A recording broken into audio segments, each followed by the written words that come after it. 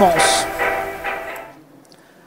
Eh ben, on commence avec la salutation d'après-midi d'usage. Merci à vous d'entrer et on ne vous mordra pas tout de suite. Même s'il faut toujours se méfier des femmes professionnelles de santé-travail, même si elles sont majoritaires.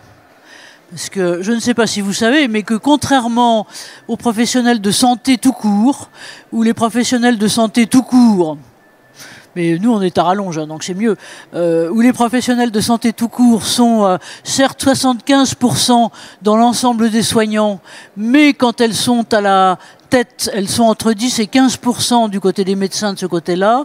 Du côté des femmes et santé-travail, je dois dire que des professionnels de santé-travail, il y a une grande pratique et une grande présence et densité de femmes, et on vous remercie d'être là. Alors, ma zapette. Donc, la salutation officielle. Bonjour, moi je m'appelle Anne-Marie Lefebvre, et je suis cofondatrice avec mon cher président qui est là d'un truc qui s'appelle le Cercle Entreprise et Santé, et sur lequel qui existe depuis 2006 hein, quand même, depuis un petit moment, et sur lequel on essaye d'être préfigurant sur un certain nombre de choses, et notamment sur celui-là. Alors là on a besoin de vous parce que c'est une première. Donc c'est la première qu'on organise à l'intérieur et avec, j'allais dire, des profils qui ne seront pas tous d'accord, donc vous voyez il y a quand même un espace entre chaque siège pour que tout le monde ne se batte pas immédiatement sur femmes professionnelles de santé-travail. Avec, je vous les cite déjà et on aura l'occasion tout à l'heure de faire un peu plus amplement connaissance. Et donc, voilà, c'est en ordre. Florence Chappert. Florence Chappert, mis à part qu'elle nous vient de l'ANAC, j'allais dire que c'est une pionnière sur le sujet, parce que c'est vraiment grâce à toi que les approches, et notamment la connaissance, j'allais dire, statistique réelle, parce que sur toutes ces questions, on a besoin de connaissances objectives. Voilà, c'est toi. À tes côtés,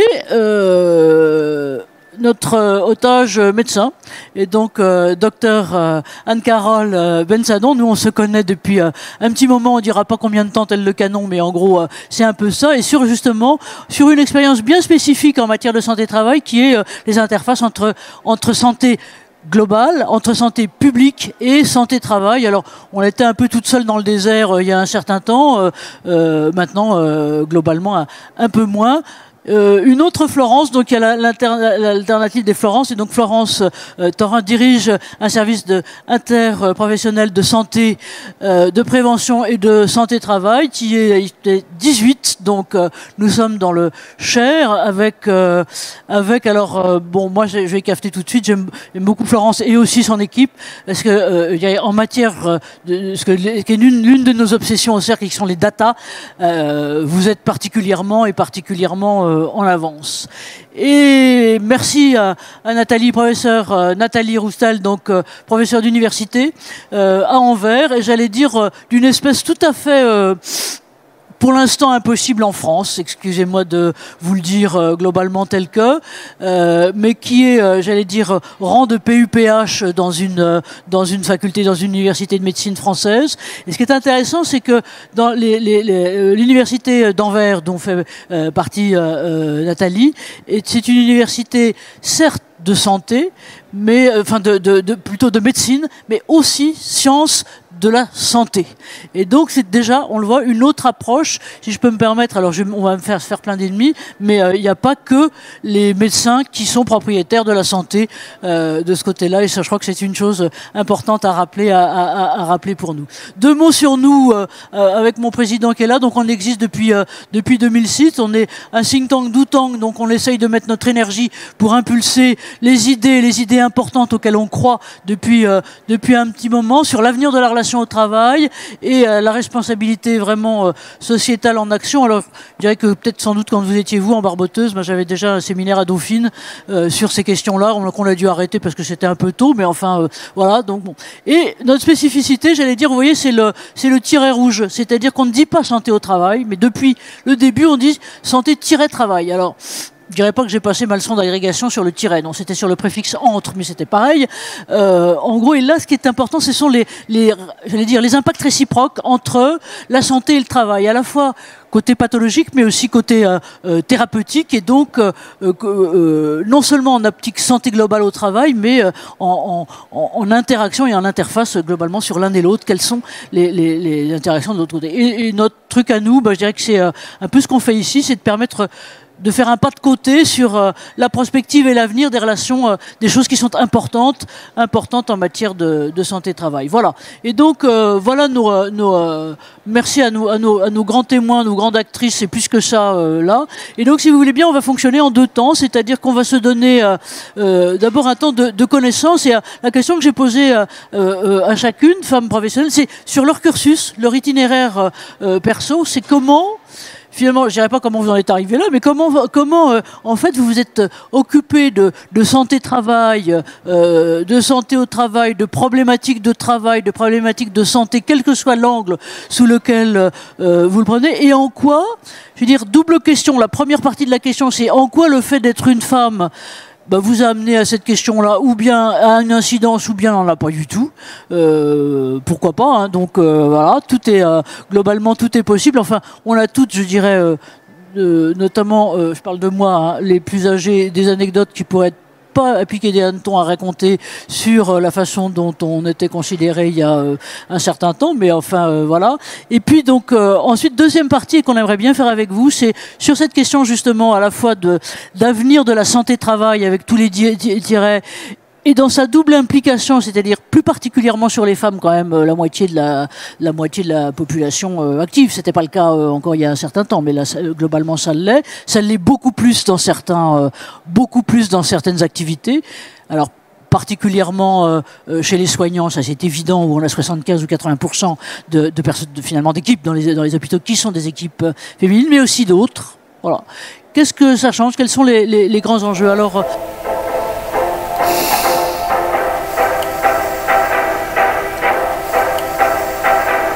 Florence, si toi tu veux bien ouvrir, il faut bien qu'il y ait quelqu'un qui ouvre le feu. Hein, si tu veux bien ouvrir, nous on se connaît depuis un certain temps. Je sais que t'as eu une vie avant l'ANACT et surtout t'es ingénieur. Là, comment sont venues les choses? Quel est ton propre cursus? Quel est le fait d'être une femme? Qu'est-ce que ça a changé sur l'ensemble? Alors bonjour à toutes et à tous. Alors, le micro doit être vert et posé sur le bas du menton. Là, c'est bon? Voilà. Là, vous m'entendez? Oui, voilà. Bonjour à toutes et à tous et merci Anne-Marie de... Alors, on est dans le salon de la qualité des conditions de travail, comme vous savez. Hein. Oui, je sais pas, vous m'entendez bien? Moi-même, je trouve que c'est compliqué. Voilà, là, ça va mieux. Je parle plus fort, peut-être? Voilà. C'est bon, c'est bon. Bon. Alors, démarrer la première, c'est pas évident. Merci Anne-Marie de m'avoir proposé de participer. C'est vrai que le fait d'être une femme n'est quand même pas étrangère au fait qu'aujourd'hui, je travaille sur le sujet de la santé des femmes au travail. Mais je n'en avais pas conscience du tout. Il se trouve qu'effectivement, j'ai fait des études d'ingénieur pour faire comme les garçons. Voilà. Et sauf que je découvre que ce sont des études très arides. Et ça n'est que dans les stages que je fais que je découvre l'humain au travail. Et là, l'humain au travail m'intéresse. Mais c'était l'humain, homme égale femme. Voilà.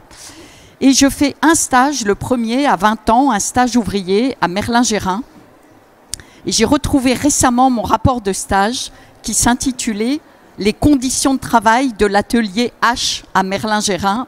Donc, c'était il y a plusieurs dizaines d'années. Voilà. Et surtout, avant-hier. Voilà, avant-hier. Et surtout, les conditions de travail me révoltaient à l'époque. Je parle du travail posté sur les machines, un travail de soudure, un travail répétitif.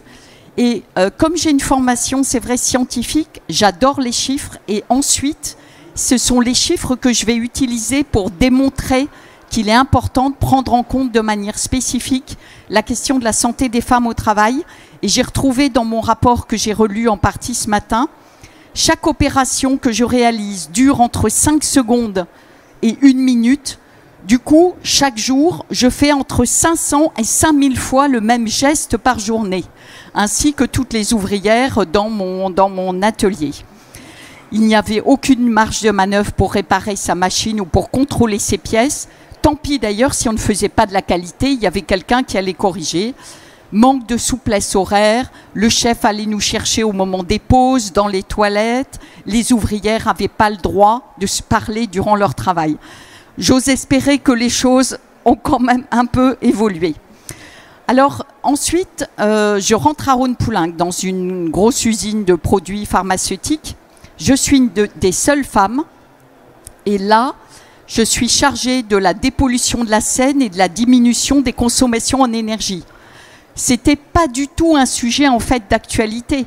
Et là, je suis un peu persécutée, je dois dire, parce que je portais quelque chose d'assez neuf. Et voilà, ma vie de jeune ingénieur est quand même très compliquée. Et donc là, tu étais un peu perçu comme une forme de contrainte de fonctionnement, disons les choses gentiment. Oui, complètement. J'empêchais les ingénieurs de production de faire leur travail comme ils le souhaitaient. Parce que il fallait diminuer les consommations d'énergie, il ne fallait pas rejeter des polluants sur la Seine, etc. Voilà, j'en viens à des situations très compliquées, même j'en viens à pleurer, je me rappelle une fois, enfin voilà, je ne vais pas larmoyer, mais voilà, donc je vis des situations sur lesquelles j'avais du mal encore à nommer les choses. Ensuite, je pars une longue période à l'étranger où je développe mon activité avec beaucoup d'autonomie. Le fait d'être femme n'avait pas d'importance. Là, j'étais plutôt perçue comme une étrangère.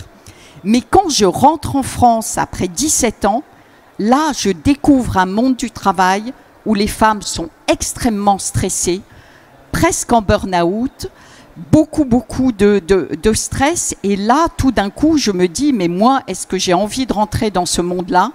Et c'est mon premier éveil conscient sur ces sujets-là.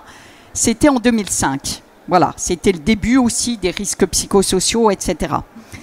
Et quelques années plus tard, l'ANACT décide, dans son conseil d'administration, de prendre en compte le genre pour améliorer ses méthodes d'amélioration des conditions de travail.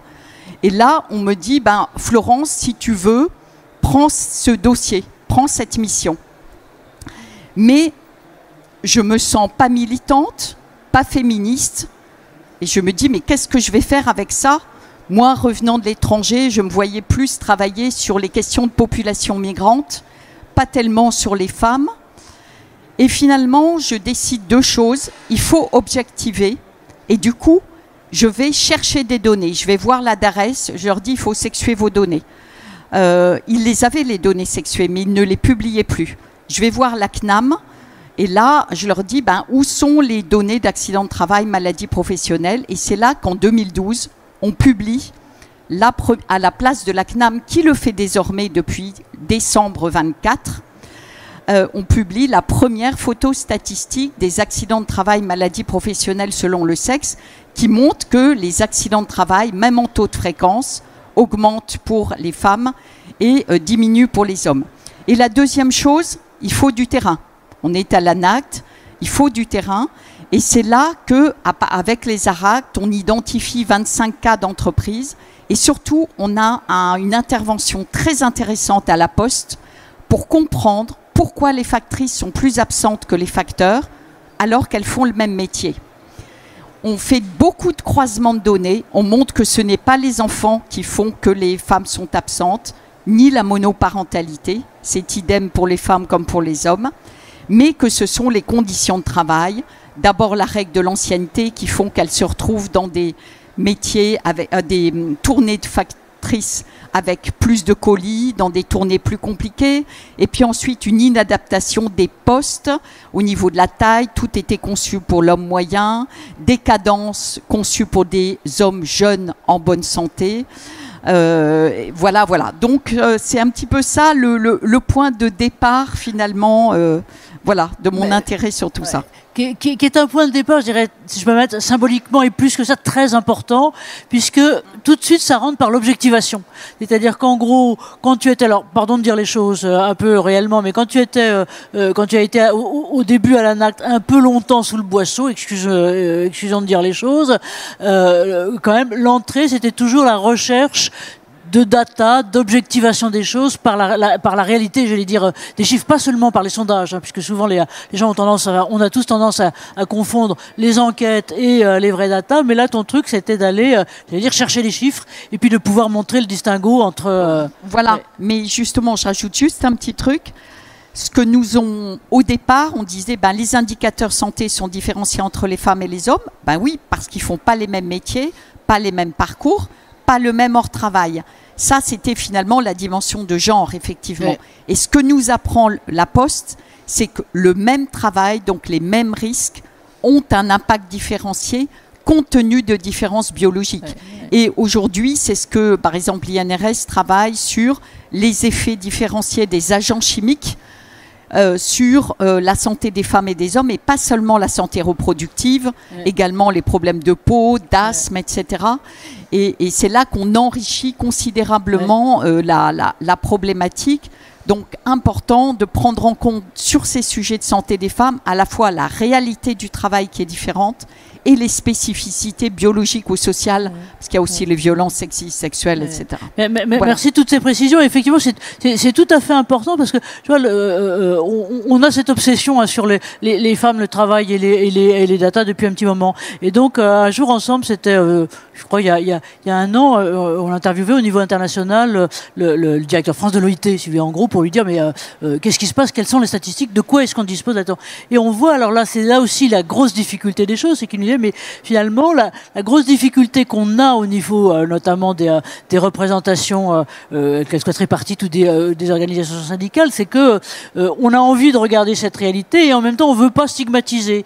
Et donc, quelque part, c'est toujours l'hésitation entre est-ce qu'on a un thermomètre réel et qui permet de mesurer réellement et qu'est-ce qu'on dit globalement sur l'extérieur. Voilà, donc voilà, ça c'est vraies interrogations. Et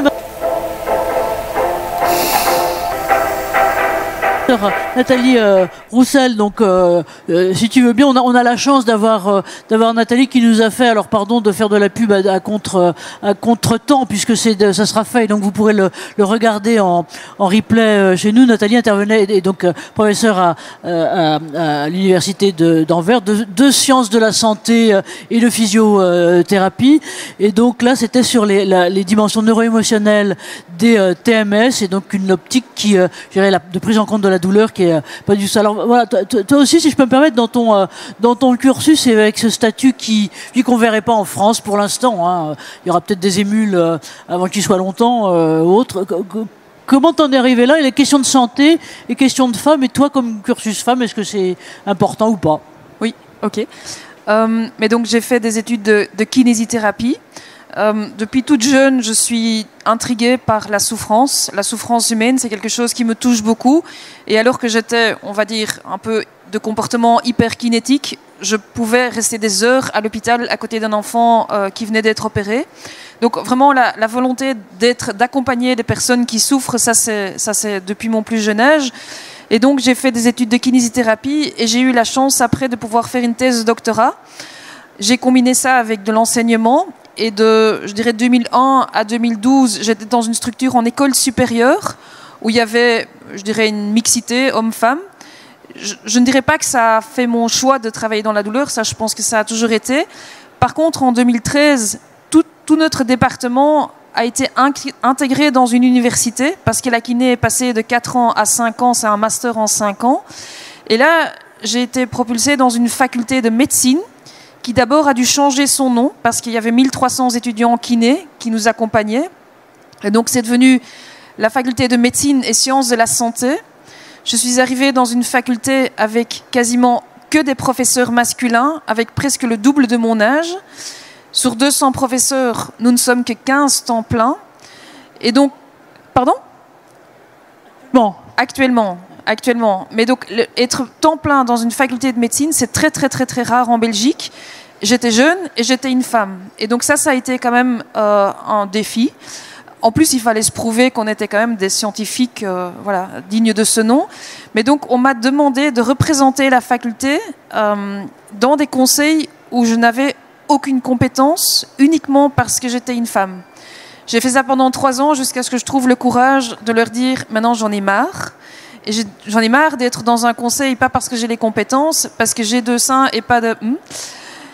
Et c'est là que j'ai eu le respect des hommes de la faculté. Donc paradoxalement, ça m'a mis 3 ans, j'ai passé énormément de temps pour quand même apprendre ces dossiers. C'était des dossiers de brevets, des valorisations, tout ce qui n'est pas mon domaine de recherche. Mais après 3 ans, quand je leur ai dit zut, là j'ai monté dans l'estime de certains collègues. Mais voilà, ça n'a pas déterminé mon choix, mais ça a déterminé certaines parties de mon travail au quotidien. Ça oui. Et puis c'est une forme d'affirmation qui globalement est... Et juste avant qu'on passe sur ce qui est finalement l'optique que tu as pris de travailler, j'allais dire sur la douleur et des TMS plus spécifiquement. Et j'allais dire là on va retrouver quand même aussi les femmes, mais aussi par exemple en matière de santé travail sur les métiers du spectacle et donc sur la danse sur lequel il y a quand même beaucoup plus de femmes qu'autrement. Voilà. Est-ce qu'il y a tropisme là-dessus ou hasard? Alors, dans les formations de danse, donc, qui sont spécialisées déjà depuis le plus jeune âge, c'est sûr que dans les danses classiques, il y a une proportion beaucoup plus grande de filles. Alors, c'est parfois très difficile. J'ai fait donc beaucoup d'analyses chez des jeunes danseurs. Et une des parties, c'était de savoir s'il y avait un lien avec un dérèglement hormonal. La seule chose, c'est que devant moi, j'ai un enfant de 12 ans avec un petit carré, avec un petit visage tout mince. Et j'étais pas certaine de savoir si c'était une fille ou un garçon. Et donc, j'ai pas osé poser la question, est-ce que tu es réglée? Est-ce que tes règles sont... Je me suis dit, je vais attendre. C'était un garçon. Donc, heureusement que j'avais pas posé la question. Donc, non seulement, il y a très peu de garçons, mais en plus, les garçons qui sont là ressemblent physiquement quand même à des femmes. Donc, mais dans la danse classique, c'est surtout des femmes, oui. Et donc, paradoxalement, un homme a beaucoup plus de chances de réussir sa carrière professionnelle si c'est un danseur, parce qu'il n'y en a pas beaucoup. Donc, ça, c'est des choses qu'on a un peu connues dans diverses professions ancestralement. Pardon de raconter mon truc, mais je veux dire que à l'époque où j'ai passé l'agrégation, hommes et femmes étaient séparés, c'était absolument dégueulasse parce que il y avait le même nombre à l'arrivée, il y avait tout de suite 200 garçons qui se présentaient, on était 4000 filles, donc bon, voilà, c'était comme ça. Merci. Mais voilà, donc motivation comme une autre, hein, pour toutes les motivations sont bonnes à prendre pour faire avancer les choses. Maintenant,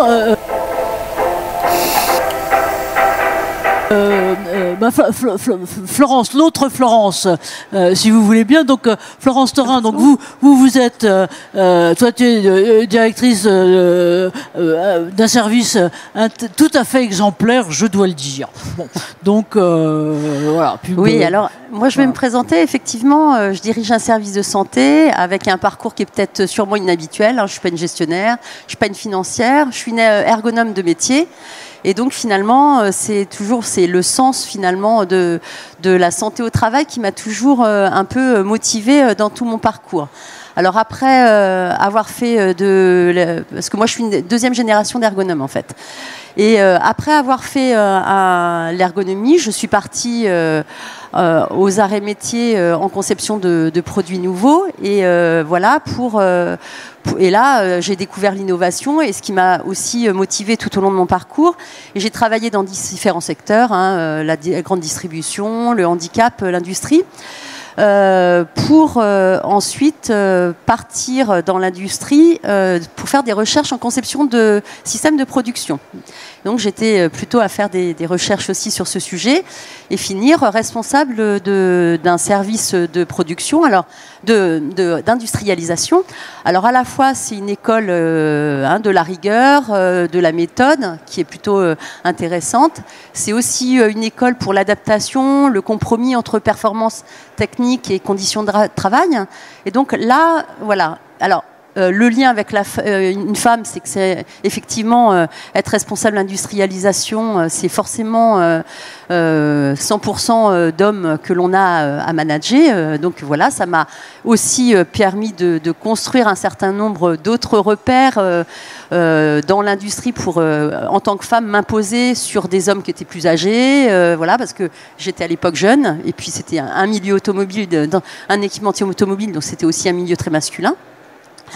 Et puis en 2008, je suis repartie en santé travail et donc pour venir mettre en place des projets et la pluridisciplinarité qui se mettait en place dans les services de santé au travail. Et là, pour moi, c'était vraiment l'occasion de revenir finalement à mes sources.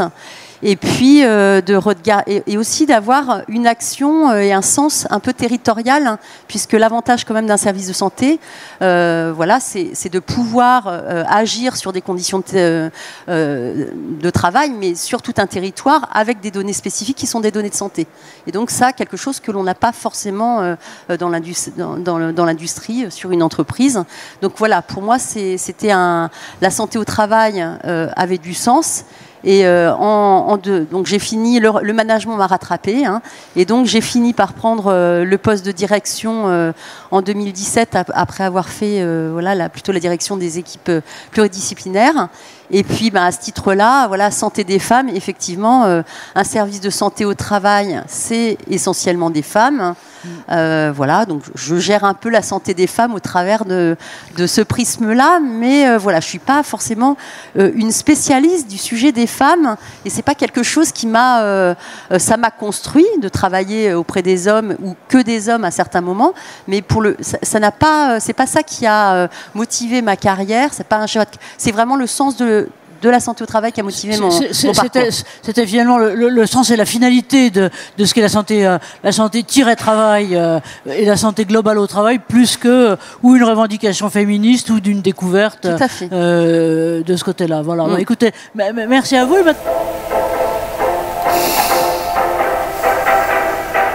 Anne-Carole, donc docteur Anne-Carole Bensadon. Alors, si je peux me mettre avec le cursus un peu spécifique que vous avez, donc à la fois d'être médecin, d'être en même temps, d'avoir systématiquement eu cette optique via un doctorat, hein, de prospective, de gestion et de gestion effective là-dessus, d'avoir traversé, j'allais dire, des types d'activités à la fois médicales, à la fois à la tête de grands organismes et maintenant au sein de l'IGAS. Voilà. Comment vous avez perçu ou pas cette spécificité?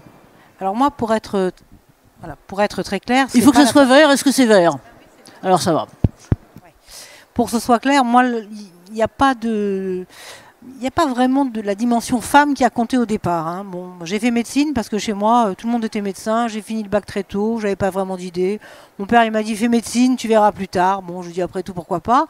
Et donc, plus tard, effectivement, j'ai fait un doctorat à l'école des mines parce que j'étais quand même très attirée par tout ce qui était modélisation. Enfin, j'avais vraiment des choses... moi, j'aimais bien ce côté très mathématique. La médecine, c'est scientifique, mais c'est pas très mathématique. Voilà, j'aimais bien toutes ces choses-là. Donc, bon... Mais évidemment, je suis quand même passée par les hôpitaux, par les services. C'est quand même des choses qui marquent énormément. Voilà, du point de vue humain, ça marque vraiment beaucoup. Alors, bon, j'ai un parcours assez varié hein, dans les ministères. Je ne vais pas détailler trop. Hein, c'est pas vraiment l'objet. Bon, et puis je suis rentrée à l'IGAS. Avant l'IGAS, c'est pas compliqué. Je devais changer à peu près tous les 2 ans d'endroit. Ça fait un peu instable, mais d'un autre côté, bon, moi, j'aimais bien voir d'autres trucs. Au bout d'un moment, j'en avais marre. Je ne vais pas vous dire depuis combien de temps je suis à l'IGAS, mais quand même, ça fait quand même très longtemps, puisque Anne-Marie a dit on se connaît depuis très longtemps. Donc en 2012, j'y étais déjà. Et en 2012, on m'a demandé de travailler, parce qu'il y avait un truc qui s'appelait, moi je ne connaissais pas du tout ça, hein, la conférence sociale. On m'a dit, est-ce que tu peux travailler, te mettre avec quelqu'un sur la conférence sociale? Il faudrait que tu fasses un truc, peut-être santé au travail. Bon, moi j'ai dit oui tout de suite parce que c'était un truc que je connaissais. Mais alors ça m'a passionné. Mais alors quand je dis passionné, vraiment, je me dis mais vraiment c'est extraordinaire ça, vraiment. Pourquoi on nous apprend pas ça en médecine? Et alors j'ai fait un premier. Alors ça m'a tellement passionné que très vite à mi-chemin, et la mission était très courte, j'ai rappelé mon chef, je lui ai dit dis donc je t'ai dit oui, hein, mais il y a quand même une contrepartie, hein, parce que sinon moi je te donne pas le truc. Il faut vraiment que tu me laisses faire une mission longue là-dessus. Bon, il m'a dit bah, si tu veux, d'accord. Donc.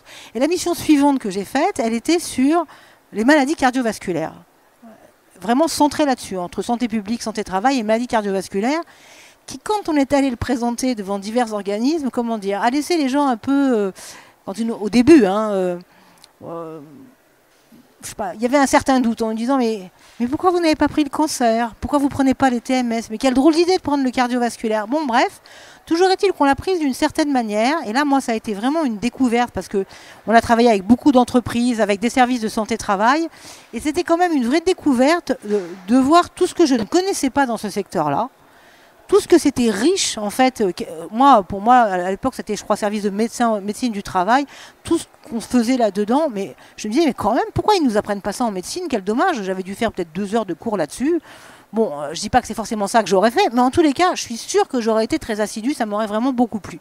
Donc voilà, j'ai fait ça comme ça, et avec vraiment un intérêt très fort, et donc ça a vraiment été axé sur articulation santé publique, santé travail. Donc moi j'ai mis les deux comme ça, parce que, et en même temps on parlait du rôle du médecin conseil de l'assurance maladie, voir comment était le parcours de quelqu'un, et comme c'était complexe finalement ce type d'interface sur lequel on voulait dire mais ne pas dire en même temps parce qu'on avait un peu peur de l'employeur, mais en même temps comment on pouvait adapter un poste si jamais ils n'étaient pas au courant, enfin bref, je trouvais ça très complexe mais très intéressant. Bon, moi ça m'a apporté beaucoup, et disons qu'on va dire que ça a été plutôt bien reçu, et je me suis dit je vais continuer quand même à travailler dans ce secteur-là. Bon, j'avoue avec beaucoup de difficultés parce que spontanément c'est pas les missions qu'on me confie le plus. Comme je suis médecin et à l'IGAS, il y a des missions qui me tombent dessus de manière beaucoup plus naturelle. Par exemple, réforme du financement des établissements de santé, task force. Bon, j'en ai hérité, c'est pas complètement anormal vis-à-vis de ce que j'ai fait, et ça m'a pas déplu non plus. Mais enfin, toujours avec un intérêt fort, et merci beaucoup à Anne-Marie de m'inviter régulièrement. Et d'ailleurs, je viens très régulièrement dès que je peux, parce que je trouve ça super intéressant, ces échanges et les gens qu'on peut rencontrer sur ces questions-là de santé-travail. Et je voudrais dire aussi une autre chose, c'est que j'ai eu la chance de travailler pour une mission où on était en appui à une personnalité sur la réforme de l'aptitude. Et peut-être là, c'est la première fois sur lequel, pour moi, il y a eu la dimension femme qui est rentrée un peu plus dans mon cerveau, quoi. Se dire, parce qu'on a quand même proposé, et moi, je ne voyais vraiment pas que ça pose problème, de faire les services de santé au travail et de permettre la médecine, la visite de prévention et d'information, qui était plus faite par les médecins, mais qui était faite plutôt par des infirmiers. Et je trouvais que c'était super intéressant parce que dans d'autres domaines, on procédait beaucoup par pluridisciplinarité, et que dans certains cas, l'infirmier, on voit pour les maladies chroniques, il a un rôle extrêmement important. Donc on peut sûrement continuer à progresser dans ces domaines-là, et je trouvais que c'était vraiment intéressant. Donc j'ai eu la chance de faire ce rapport-là. Et puis, plus récemment encore, l'autre moment où vraiment j'ai mieux, c'est en travaillant plutôt sur la partie, ce qui peut paraître un peu bizarre, affection de longue durée, et sur la partie notamment prévention des maladies chroniques, sur le cardiovasculaire. Là j'y suis revenue, mais pas avec le même angle complet que l'autre fois, mais plus, et maintenant il y a quelqu'un qui est un peu spécialiste de ces éléments-là, je crois qu'il est à Lille, qui doit s'appelait Agir pour le cœur des femmes. C'est quand même super intéressant, enfin intéressant, je sais pas si c'est comme, je sais pas si c'est le bon terme qu'il faut employer, mais de voir la différence en fait de symptômes. Enfin, quand vous êtes en médecine, avec les symptômes qu'on vous apprend, vous ne pouvez pas détecter un infarctus chez une patiente. C'est pas du tout les mêmes symptômes. C'est très très rare que ce soit les mêmes symptômes que chez l'homme.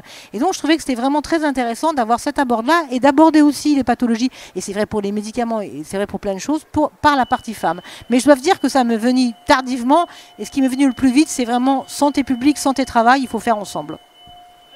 Merci. Alors, pardon pour le bruitage, mais c'est ici, on est dans le salon de la qualité de vie au travail et de la qualité sonore au travail. Donc, pardon de vous en rajouter une couche. Quand on vous écoute toutes les quatre, c'est que vraiment les entrées ont été pour le coup extrêmement différentes. Ça c'est la tracette, ton expérience perso, les expériences là-dessus, et ensuite je recherche à objectiver. Il va falloir que je peigne, et que je peigne les datas que je peux, et que je les pousse un peu à sortir ça. Florence, l'autre Florence là, c'était vraiment le sens au travail, et une quasi tropisme initiale pour cette question-là que vous aviez pas abordée du tout de façon médicale, mais encore une fois par une expérience perso antérieure, notamment industrielle. Nathalie, finalement, là aussi, c'est en regardant, à la fois en regardant les faits et en travaillant concrètement avec les choses. Et voilà, la première question que j'avais envie de vous poser à tous et à vous, c'était sur ce que vous disiez là, c'est que finalement, alors, je vais juste, c'est pas pour désespérer Billancourt, mais on va quand même là, c'est que quand même, en médecine du travail, alors on n'a pas de médecin du travail, sauf peut-être une quelque part là-bas, mais quand même, il faut quand même dire les choses. Les deux disciplines qui, malgré les quotas, sont les disciplines qui ne sont pas les premières, disons. On a globalement la chance d'avoir la médecine du travail et la santé publique qui semblent pas passionner les foules, alors que c'est absolument premier. Et donc là, j'aimerais bien un peu la question que j'aimerais vous lancer à toutes, et puis vous prenez le micro. C'est globalement comment faire et comment peut-on justement sur ces interfaces dont on voit bien qu'elles sont essentielles faire en sorte déjà et peut-être faire en sorte au féminin ou pas que ces questions-là soient premières. Et alors vous aussi vous me sortez sur le micro quand vous voulez, hein, Madame Duteux et autres, voilà.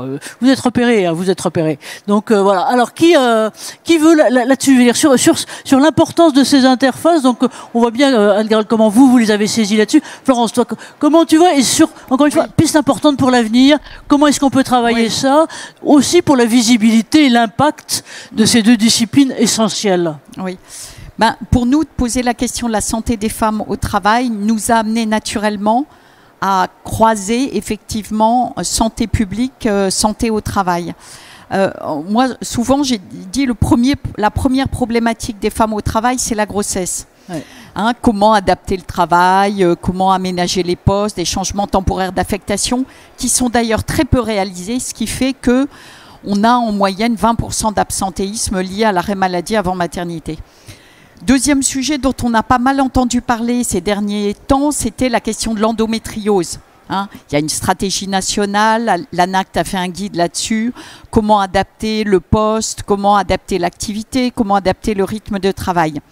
Plus récemment, il y a une mission parlementaire qui a sorti un rapport sur la ménopause. La Grande-Bretagne est très en avance sur ce sujet parce que suite au Brexit, ils ont eu beaucoup de départs et du coup, ils se sont posé la question pourquoi les femmes passent à temps partiel, pourquoi elles quittent l'emploi.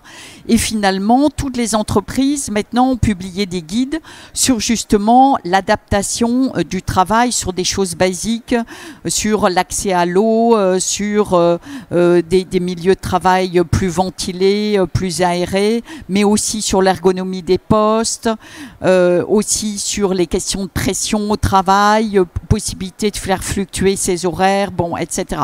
20% à peu près des femmes, d'après les médecins, ont une ménopause vraiment compliquée. Ça démarre à 51 ans, ça dure 7 ans en moyenne, pour certaines 14 ans. Donc en fait, il y a beaucoup de femmes au travail. Et ce qu'on peut se dire aujourd'hui, toutes les femmes n'auront pas d'enfants, mais toutes les femmes auront une ménopause. Voilà.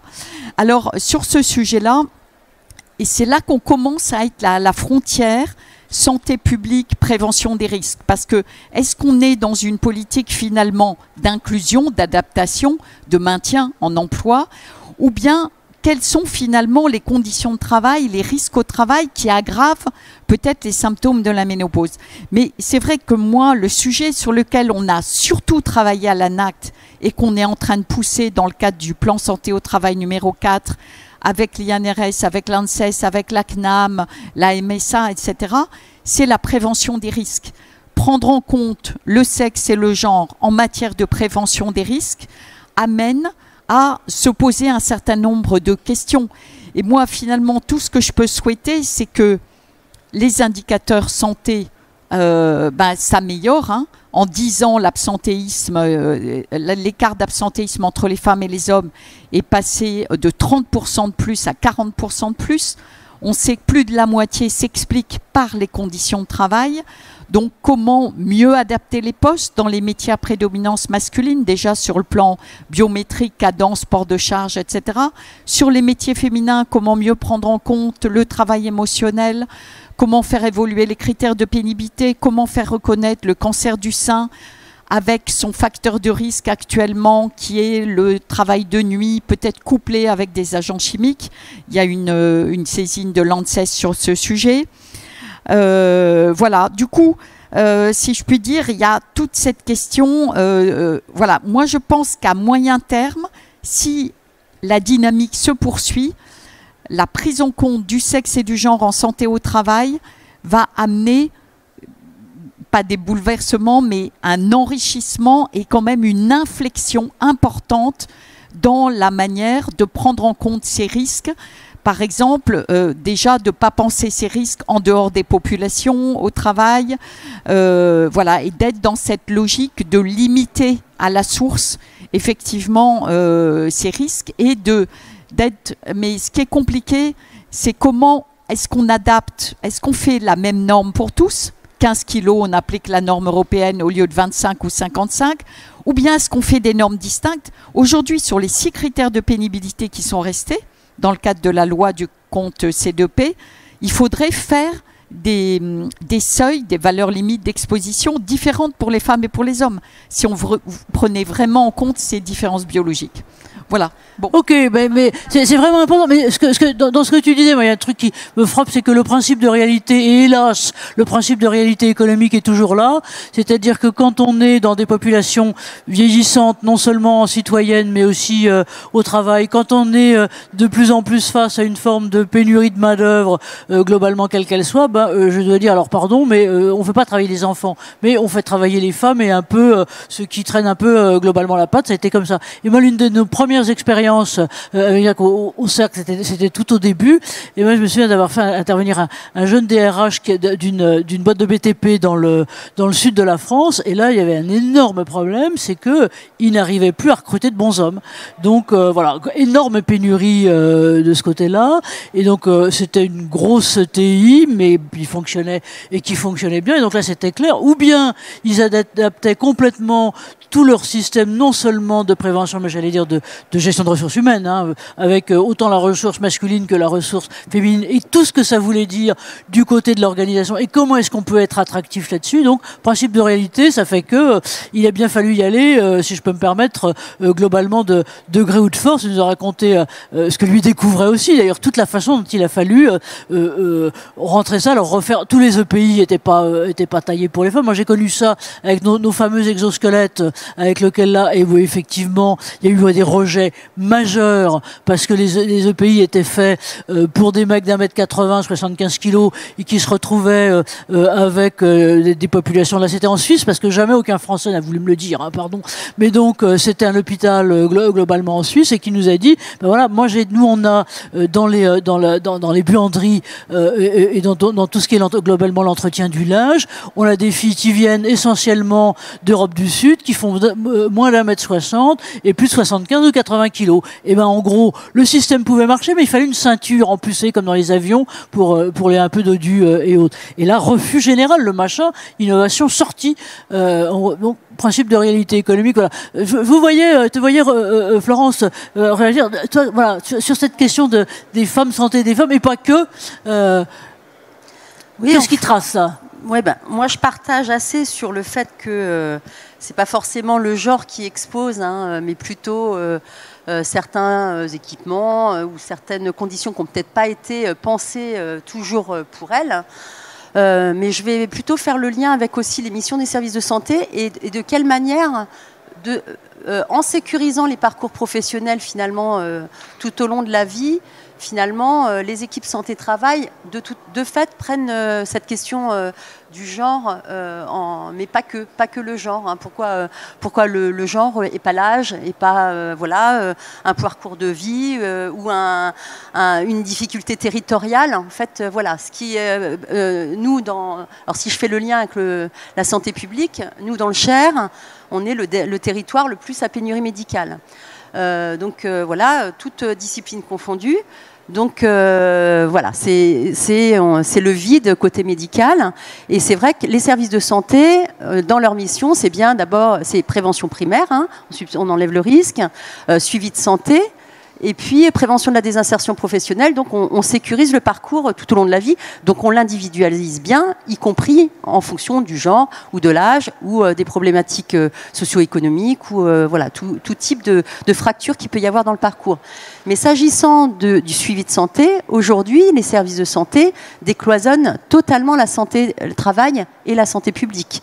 Parce que aujourd'hui, alors je vous prends un exemple sur le Cher, on en est à rattraper des tétés polio pendant les visites médicales parce que les gens n'ont plus de médecin traitant et que finalement, quelque chose de aussi simple qu'une vaccination, si elle n'est pas faite au moment de la visite, elle n'est pas faite du tout et ça devient finalement un problème de santé-travail à un moment donné.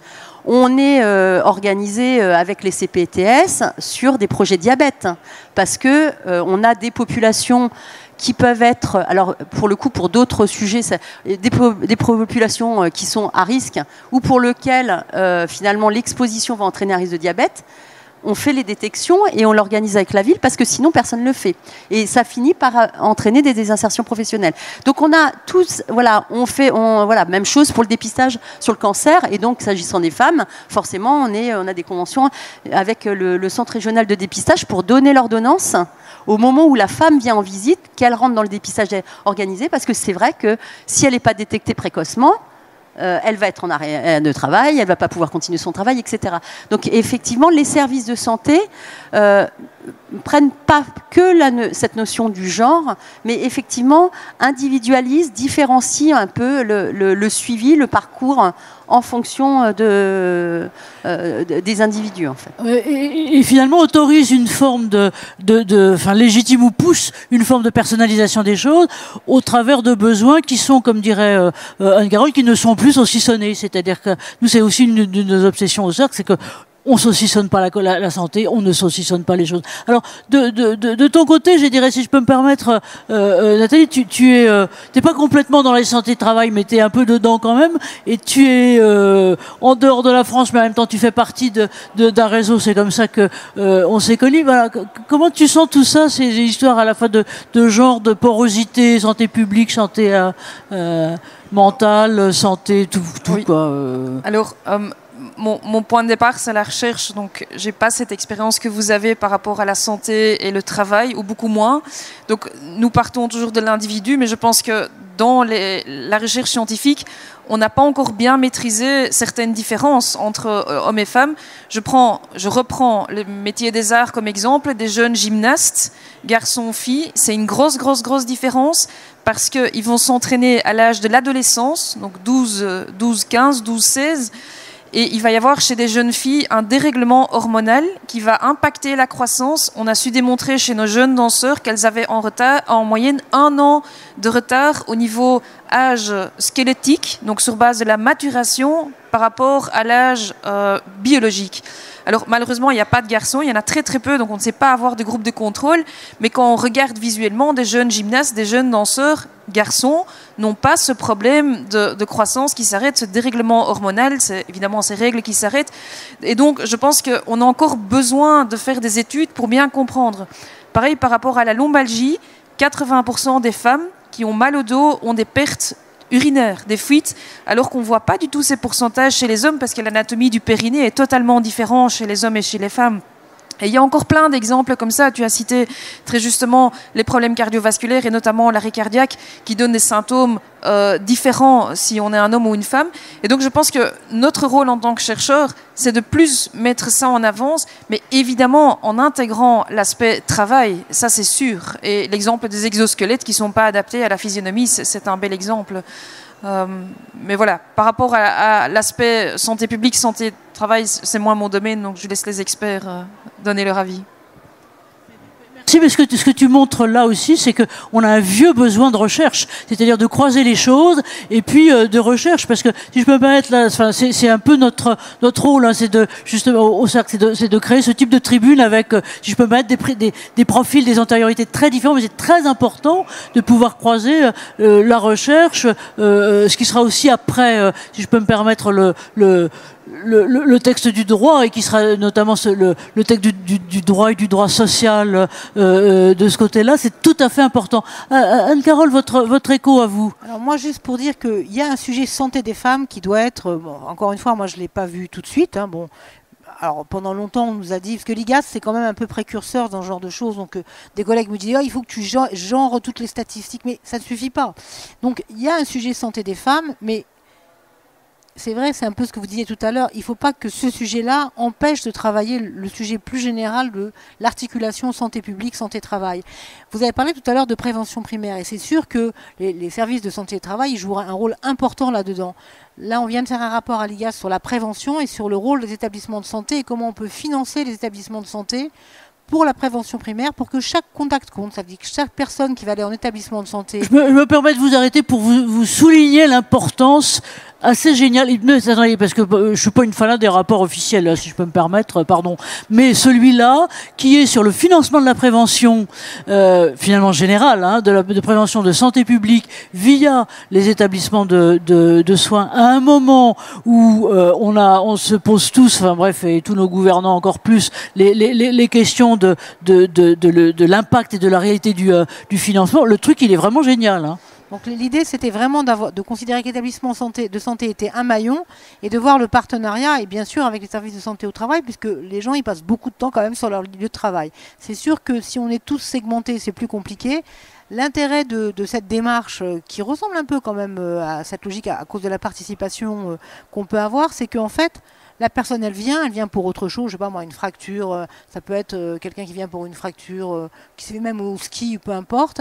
Et on peut à ce moment-là discuter sur 4 déterminants avec des interventions très brèves, puis de l'orientation, mais c'est vraiment des temps très courts. Et c'est une démarche qui est evidence-based, qui a été utilisée chez les Anglais. Bon, ils font pas toujours les trucs, mais enfin ça c'est bien. Pour le coup, ça a été utilisé, on est allé les voir, on est allé dans les hôpitaux, et avoir un peu cette synergie entre ce type, ça ne peut pas être que l'hôpital qui fait les choses, évidemment que non. C'est un acteur parmi les autres, l'importance a été démontrée par le Haut Comité de santé publique dans plein de rapports, mais évidemment aux côtés des services de santé au travail qui ont aussi leur rôle à jouer, et voir comment tout ça peut s'articuler, y compris avec CPTS, et voilà, c'est que comme ça. Et vous avez, je ne sais plus qui a employé le mot territoire, c'est quand même quelque chose d'assez important. On peut faire quelque chose parce qu'on sait où on peut orienter sur un territoire. Quelque chose de très vaste qui n'a pas de réalité pose problème. Parce qu'une fois qu'on a vu qu'il y avait un problème, si on ne sait pas où envoyer les gens, c'est un peu gênant.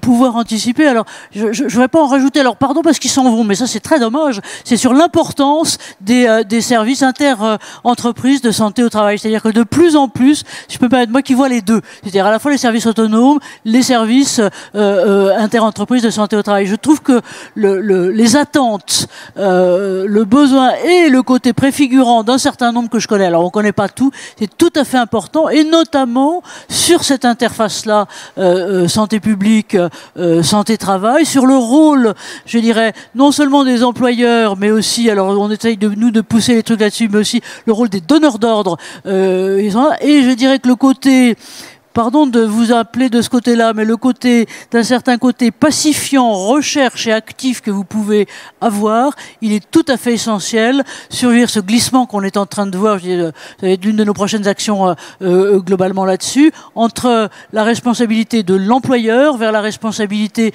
du donneur d'ordre, et avec des raisonnements qui sont à la fois des raisonnements territoriaux parce que ce sont les bons, et des raisonnements filières parce que ça permet, comment dire, de conforter les métiers. Voilà, je voulais juste dire ça en vous remerciant d'avoir été là. Merci à tout à l'heure. Alors pour nous, moi, je vais vous demander maintenant, il va être bientôt globalement sur la fin.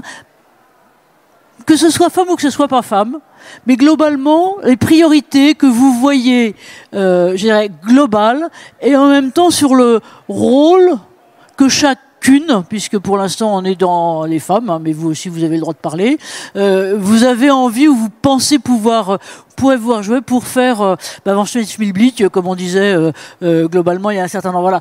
Sur quoi vous avez envie d'avancer, puis après on fera aussi appel à vos réactions, à vos questions, et après on a une ambition, mais on verra si on y arrive ou pas. Alors voilà, vos réactions à vous, et puis qui a envie là de prendre la parole pendant que quelqu'un, pas tout de suite, vous verrez après.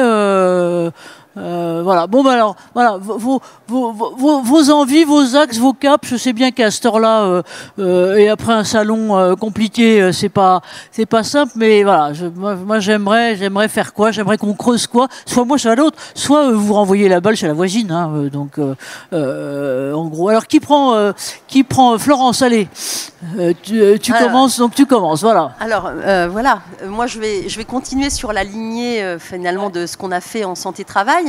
Moi, ce que j'ai vraiment envie maintenant, c'est d'engager les acteurs. Parce que, effectivement, pour faire de la santé au travail, Si nous, services de santé au travail, on fait du bon travail, si on a bien décloisonné avec la santé publique et qu'on on fait... Malgré tout, si on n'arrive pas à engager les employeurs et les salariés dans la prévention, pour le coup, on va pas y arriver à faire la vraie prévention sur du long terme. Hein. Et je pense que c'est vrai en santé, c'est vrai. Si les personnes ne veulent pas s'engager, on n'y arrive pas. Donc moi, je ferai le lien avec la data quand même, parce que l'intérêt de la data, ça peut être aussi de trouver, moi aussi je suis plutôt une scientifique, mais trouver effectivement, moi j'avais sorti quelques chiffres, mais trouver les chiffres qui leur donnent envie de s'engager. Parce que c'est vrai qu'on peut trouver quelques éléments différenciants ou quelques éléments qui vont donner envie de s'engager dans la prévention. Et si, pour parler aux femmes, il faut chercher des indicateurs genrés et que ça les engage dans la prévention, moi je pense que c'est plutôt une voie qui peut être intéressante. Qui permet complètement d'objet. Alors, elle est très modeste, encore une fois, parce que c'est vraiment ce que vous faites, et j'en profite avec vous tous, là, l'équipe qui est là, c'est assez génial, parce que effectivement, ça permet de projeter finalement des programmes de prévention, de vigilance, de ce qu'on veut, qui soient fondés. Alors, c'est pas seulement que du doigt mouillé, c'est pas seulement que une analyse, j'allais dire, de remontées d'enquête qui sont bien, qui sont vachement utiles, mais qui sont vraiment, on suit les datas de fond, et ça c'est effectivement vachement bien. Vous voulez rajouter quelque chose là-dessus? Si vous voulez, on donnera tout. Si on a le temps, on donnera quelques chiffres, parce que j'ai pris quelques chiffres très rapidement, quelques chiffres finalement des visites, des gens vus en visite cette année, et donc c'est des chiffres sur plus de 10 000 visites sur l'année, donc c'est plutôt intéressant. Voilà. Il y a 84% des femmes qui estiment pouvoir concilier vie pro, vie perso, contre 78% pour les hommes. Donc finalement, ça interroge. C'est assez génial pour retirer les idées reçues. On peut y mettre plein d'hypothèses, mais en fait, ça veut dire qu'elles trouvent quand même dans leur travail un espace d'utilité, d'estime, d'équilibre. Forcément, elles sont plus. Je ne vais pas donner tous les chiffres. Nombreuses à déclarer des douleurs physiques, à cacher leurs émotions et à penser à trop de choses en même temps. Ça, c'est effectivement, elles sont très au-dessus des hommes. Et ça, je pense que la recherche pourra aussi nous donner d'autres éclairages dessus. Mais moi, ce que j'ai trouvé aussi intéressant, c'est 83% des femmes se sentent capables de bien faire leur travail, contre 87% pour les hommes, donc on est équivalent. Satisfaction au travail équivalente entre les hommes et les femmes, 79%. Et puis, forcément, elles expriment quand même davantage d'exigences émotionnelles. Mais au global, ça donne quand même des données qui permettent de parler aux femmes et de les engager également dans la prévention, en leur sortant des chiffres qui sont là pour elles. Merci, parce que c'est pas une entrée ni compassionnelle, ni larmoyante, ni quoi que ce soit. C'est une entrée objective, et ça permet à la fois de donner les axes forts, parce que 10 000 c'est pas rien. En gros, c'est 10 000 sur quasiment un peu plus de 15 000 sur l'ensemble, globalement sur l'ensemble du du département. On demandera au chef dans la salle, mais on demandera au chef data scientist tout à l'heure. Mais voilà, ça c'est vraiment important pour ça, parce que ça permet de faire le tri entre les idées reçues et les autres, et les caps qu'il faut prendre. De ton côté, Nathalie? La prévention primaire, c'est quelque chose de vraiment très compliqué, et moi je voudrais vraiment appeler à la co-responsabilité. Je pense que chacun a une responsabilité, et ça sert à rien de se renvoyer la balle. Ça, c'est la responsabilité de l'employeur, ça c'est la responsabilité du médecin, ça c'est la responsabilité de l'individu. Je pense qu'il faut vraiment oser communiquer, sachant que la communication, une meilleure compréhension peut vraiment aider quelqu'un à être actif, parce qu'entre le savoir et mettre les choses en place, il y a encore un pas aussi. Mais donc la communication, la collaboration et le sens de responsabilité de chacun. Je pense que ça, on a des carrières qui sont de plus en plus longues, et c'est important de rester en bonne santé, et donc la prévention primaire a toute sa place, mais c'est quelque chose de très très très multifactoriel. Et donc ça, c'est super important de se dire, c'est un beau défi sociétal, individuel, mais pour tout le monde. Les cloisonnons. Anne-Carole. Moi, je vais être très courte, très brève, parce que vous venez de me tendre la perche, je vais la saisir. Sur la prévention primaire, vraiment, on pourrait ne pas louper le coche. On peut le faire en établissement de santé. Nous, on trouve ça assez intéressant. On voit bien le rôle des services de santé au travail, y compris les services inter-entreprises.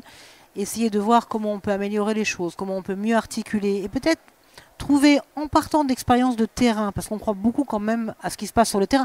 Nous, ce qu'on a proposé, c'est parce qu'on l'a vu ailleurs. Il ne faut pas croire qu'on est un cerveau pour inventer les trucs. Pas du tout. On allait regarder, on a vu ce qui marchait, on a discuté avec les gens, ils nous ont expliqué ce qui marchait, ce qui ne marchait pas. Et à la fin, voilà comment on a proposé. Donc, en partant y compris des expériences de terrain, ce qui est développé dans les services, ce qui est développé dans les établissements, et voir comment on peut articuler tout ça.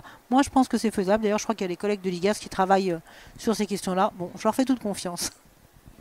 Et Florence, alors le mot de la fin, cette Florence-là. Alors, effectivement, nous, à l'ANACT, notre cible, c'est plutôt les employeurs, effectivement. Hein. Et comment effectivement les motiver, les engager? Je pense que la dimension sectorielle, elle est vraiment intéressante parce que les conditions de travail sont quand même très liées au secteur. Et puis, on a des secteurs majoritairement soit féminins, soit masculins. On a très peu de métiers mixtes. Donc, la dimension sectorielle est importante. Et à ce titre, d'ailleurs, je voudrais dire qu'on a un financement actuellement pour les PME de moins de 300, qui est le FACT, par le Fonds d'amélioration des conditions de travail. Et vous pouvez déposer des projets ou des personnes que vous connaissez, des porteurs de projets, soit action collective ou action individuelle, d'ici le 18 juillet. Et on leur a proposé justement de cibler leurs projets sur 3 sujets. Soit l'évaluation différenciée des risques. Vous savez, depuis 2014, le DUERP doit intégrer l'impact différentiel exposition en fonction du sexe. On propose une méthodologie, mais bon, on n'a pas encore beaucoup expérimenté. Deuxième sujet, sur les violences sexistes sexuelles qu'on considère comme un risque professionnel, comme un autre, avec ses facteurs de risque collectif. Mais là, on veut que ça soit des actions sur la prévention primaire. Justement, comment je limite le risque à la source et pas seulement la sensibilisation ou du traitement des cas. Et le troisième sujet, les questions d'adaptation du travail pour des problématiques de santé reproductive. Et alors, je voudrais terminer sur le fait que dans les entreprises, je vois bien que la tentation, quand on parle santé des femmes au travail, peut être d'aller que sur de l'individuel. Donc, je vais proposer des jours de congé. Alors, en France, on est spécialiste de ce type de solution, mais sauf qu'il n'y a que les grandes entreprises qui peuvent le faire. Je vais proposer 12 jours en plus, ou bien les collectivités locales avec les ASA, sauf que c'est en train d'être retoqué par le droit. On sort un grand drapeau. Nous, on fait ça, nous. Voilà, mais il faut aller effectivement plus loin sur l'adaptation individuelle du travail. On a horreur de ça. À la fois, les femmes ne veulent pas de discrimination positive. Donc, c'est très compliqué. D'ailleurs, elles ne les prennent pas ces jours de congé. Mais surtout, il faut arriver à développer ces actions de prévention primaire au niveau des organisations de travail, des cadences, de la manière de répartir le travail, la manière de faire la rotation des postes, faire la polyvalence, développer des parcours pour limiter l'usure, etc. Et là, on est encore beaucoup dans la logique de payer la pénibilité plutôt que de la prévenir, etc., etc. Et sur santé des femmes, le grand risque, si on va là-dessus, c'est d'aller que vers de l'individuel. Et or, c'est améliorer pour toutes et tous, mais en passant par le collectif et par l'organisationnel. Voilà. Merci. Ce qui va être notre mot de la fin et qui fait effectivement que derrière la santé individuelle, la santé publique, la santé travail, il y a dedans la question de la santé organisationnelle et finalement, si on voulait boucler jusqu'au bout, mais les questions de pénurie de personnel le montrent bien, c'est que la santé économique, quelque part, peut-être pas sur le court terme, mais au final, sera un gros bénéficiaire. Alors, on va vous remercier. Merci à tous d'être là. Et donc, monsieur, une question, allez-y. Je me permets une question qui s'adresse à Mme Roussel parce que j'ai compris un petit peu de ce qu'elle travaillait dans quel secteur. Mais je ne m'entends pas trop, alors j'ai quelques difficultés de communiquer. Donc je vous remercie de votre intervention, à toutes d'ailleurs. La question c'est, est-ce que vous voyez dans l'avenir, dans un cadre plus européen, je dirais, puisque vous représentez différents axes. J'ai également compris les grandes difficultés des financements dans le cadre d'une prévention primaire, parce que ça n'a pas été, c'est pas tellement des priorités dans certains cas, alors que ça devrait l'être dans l'évolution du temps. Hein. Quelle vision européenne vous voyez sur des financements qui pourraient arriver à ce niveau-là et qui pourraient aider les organisations, parce que finalement, le côté financier peut être un indicateur aussi de ces évolutions. Ça, vous avez bien raison, parce que derrière les beaux discours, qu'est-ce qui se passe et qu'est-ce qu'on met en place comme programme d'action? Alors, on a eu un exemple avec Christiane Carole, et donc il faut vraiment qu'on pousse de ce côté-là sur le financement de la prévention primaire via les structures. Oui. Alors, comme tu es prête des instances européennes, Crac, c'est toi qui te prends le micro. Non. Alors, par rapport au financement, je connais que les financements de recherche, et je vais donner la parole aux autres parce que je pense que c'est important de différencier. En recherche, au niveau européen, c'est excessivement difficile d'obtenir un financement pour de la prévention primaire, quasi impossible, parce que ça coûte très cher et qu'ils ne voient pas l'avantage. Je pense qu'on se trompe de cible. Mais voilà, au niveau financement européen de recherche, c'est très compliqué. Je pense que ça doit être une priorité de continuer à investir, mais c'est pour ça que je passerai le micro, parce que je pense qu'il y a d'autres façons et qu'on doit encore beaucoup plus collaborer avec ce qui existe déjà. Et c'est peut-être pas le financement de recherche, mais il y a plein d'autres initiatives qui peuvent être mises en place dans la collaboration entre pays pour justement faire avancer les choses. Oui, alors s'agissant de prévention primaire pour les entreprises, moi, effectivement, nous, on ne cherche pas forcément les financements. Par contre, on cherche les partenariats. Et un avantage que l'on a quand même aujourd'hui, c'est d'avoir beaucoup de nouveaux acteurs, des startups, des acteurs du numérique, des nouvelles technologies. Voilà, nous, on travaille beaucoup avec des partenaires industriels c'est plutôt des technologies qui étaient peut-être issues d'autres secteurs, mais qui sont des transferts de technologies dans notre secteur. Voilà, je prends un exemple de ce que l'on fait en ce moment. Nous, on travaille, on regarde de quelle manière on peut avoir des surveillances, par exemple de la qualité de l'air dans les entreprises au travers de capteurs qui nous amènent de la data en continu. Alors pourquoi on fait ça? Pour croiser de la data, mais on fait ça aussi pour orienter nos actions de prévention, puisque nous, services de santé, on doit aller tous les 4 ans, vous voyez, le Cher, à peu près 6000 entreprises, on a 14 équipes pluridisciplinaires, et on doit aller tous les 4 ans dans toutes les entreprises. Sans avoir une transformation ou une priorisation de nos actions, ça n'est pas possible.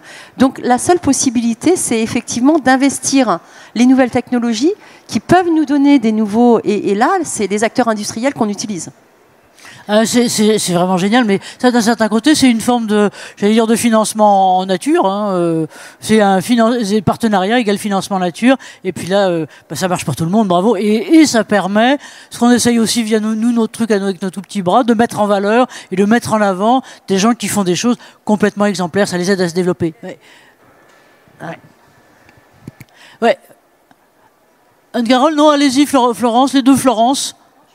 On est un dernier sujet, prévention primaire, mais plutôt dans l'autre côté santé publique. Donc ça peut, on est en train de regarder. On a des acteurs de la santé publique aujourd'hui qui travaillent. Je pense à la start-up. Alors je sais pas si on peut donner des noms industriels aujourd'hui, mais ils font du dépistage, par exemple, des 14 cancers les plus courants par des biomarqueurs.